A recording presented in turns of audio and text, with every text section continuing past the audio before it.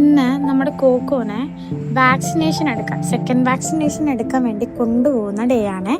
അപ്പോൾ ആൾ കുറച്ച് നെർവസ് ആണ്, കാരണം ആൾക്ക് മനസ്സിലായി പുറത്തോട്ട് കൊണ്ടുപോകാൻ പോവുകയാണെന്ന്. കാരണം ഞാൻ ഇവനെ പുറത്തോട്ട് കൊണ്ടുപോകുമ്പോഴേ ഈ ബെൽറ്റൊക്കെ ഇട്ട് കൊണ്ടുപോകാറുള്ളൂ. അപ്പം ഫസ്റ്റ് ടൈമാണ് ആൾ ഈ ഓട്ടോയിലൊക്കെ ഇരുന്നിങ്ങനെ പോകുന്നത്. അപ്പം മുടിയൊക്കെ ഭയങ്കര ഡിസ്റ്റർബൻസ് ആയതുകൊണ്ട് ചെറിയൊരു ക്ലിപ്പൊക്കെ തലയിൽ വെച്ച് സുന്ദരിയായിട്ടാണ് പോകുന്നത്.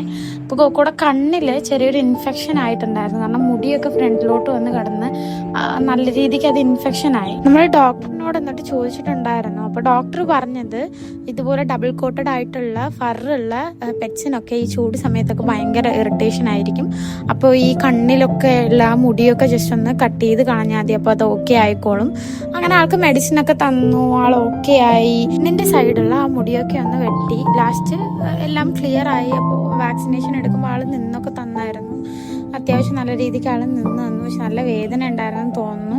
പിന്നെ വാക്സിനേഷൻ എടുക്കുന്നതുകൊണ്ട് ഒരു 2 ദിവസത്തേക്ക് അത്യാവശ്യം നല്ല പനിയും ഫീവറൊക്കെ ഉണ്ടാവാൻ ചാൻസ് ഉണ്ടെന്ന് ഡോക്ടർ പറഞ്ഞിട്ടുണ്ടായിരുന്നു. അപ്പം ആൾക്ക് തീരെ വയ്യായിരുന്നു. 4 ഫുഡൊക്കെ കൊടുത്തപ്പോൾ ആളൊന്ന് ഓക്കെ ആയി.